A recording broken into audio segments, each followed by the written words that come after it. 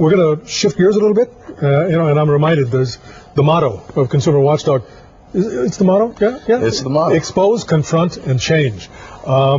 This week, next, last week, I'm not quite sure, but in Times Square. Yes, we've for the month of September, we're taking on Google's motto. Google's motto is "Don't be evil."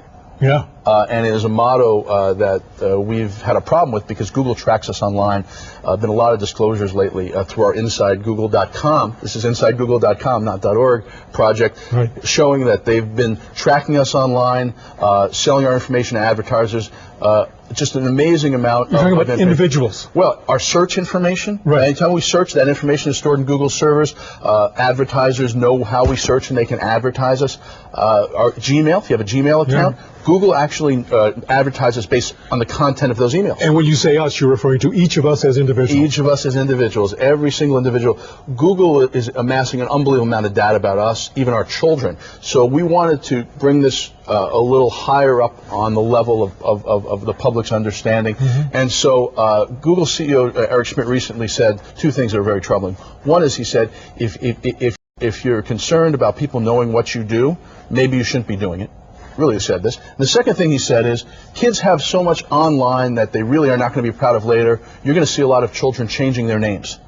Rather than protecting that information, he's saying kids literally should change. So we did a video to put on a Jumbotron in Times Square that's running this month 36 times a day to drive traffic to InsideGoogle.com to see this new video we've created about the CEO. New York City is my home away from home, my second home.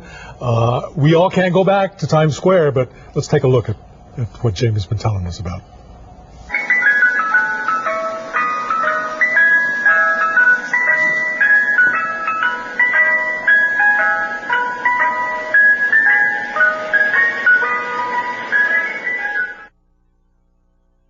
Being used? Are they creating dossiers to blackmail us? They're selling it to advertisers so that they make an unbelievable amount of money. But this information also could go to the government. Google has contracts with the FBI and the CIA. We've asked through Freedom of Information Act requests what they're doing with the government. We've been denied answers to date. We've called for congressional hearings at InsideGoogle.com. We haven't been granted them, which is very suspicious because Congress likes to hold hearings on this stuff.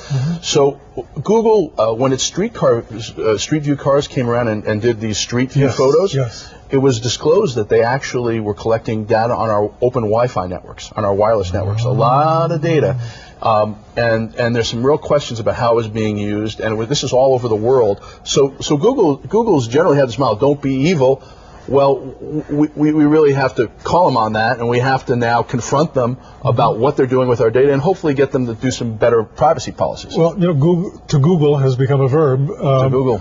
But what about Yahoo? Some of the other services, are they doing the same thing? Well, Google has this unbelievable reach, because Google has 70% of the search market.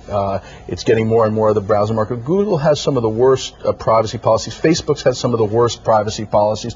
The biggest guys have some of the worst privacy policies. But by taking on Google, we're also hoping that because their founders have generally had a good reputation, we're hoping while they're still involved in the company, they're going to adopt some model policies. They've actually made some changes based on some of our concerns. They've created some more secure layers on their search engines, on their Gmail, but they're still not stopping the fact that they're storing our data, tracking us, and serving us up to advertisers. But if I go to Yahoo, if I switch to Yahoo, does that help me in any way? In very marginal ways. It's just that, in other words, if you go to the search engine, your data is going to be stored by Yahoo as well. But Yahoo doesn't have a browser. Yahoo isn't developing a notebook computer. Yahoo isn't in the mobile market. We are very concerned about how big Google's become and how much they control. Google is now going to do Google TV.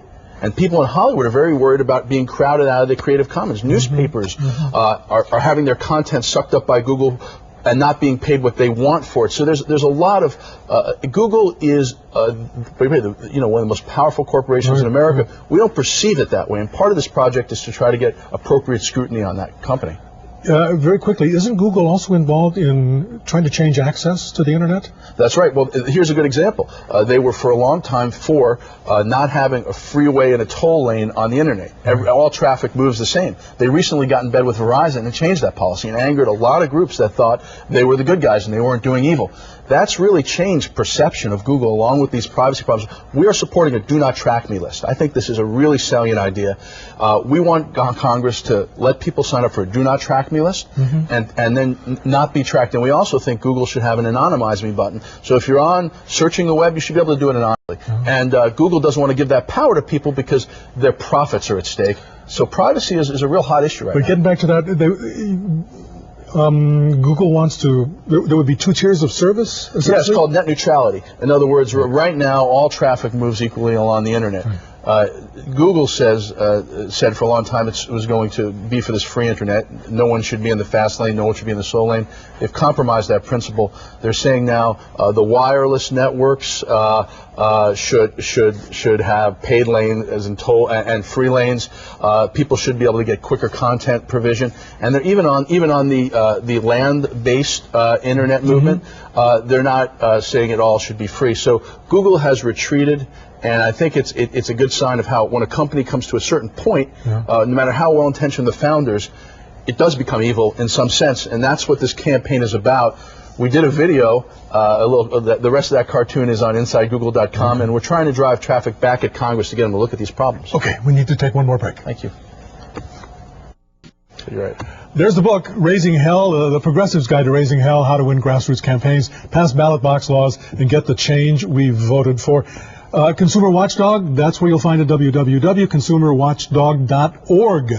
And you'll find the link at myfoxla.com. Jamie, thanks very much for being with us. Thank you. And thanks to all of you for watching us. This is the last program of this season.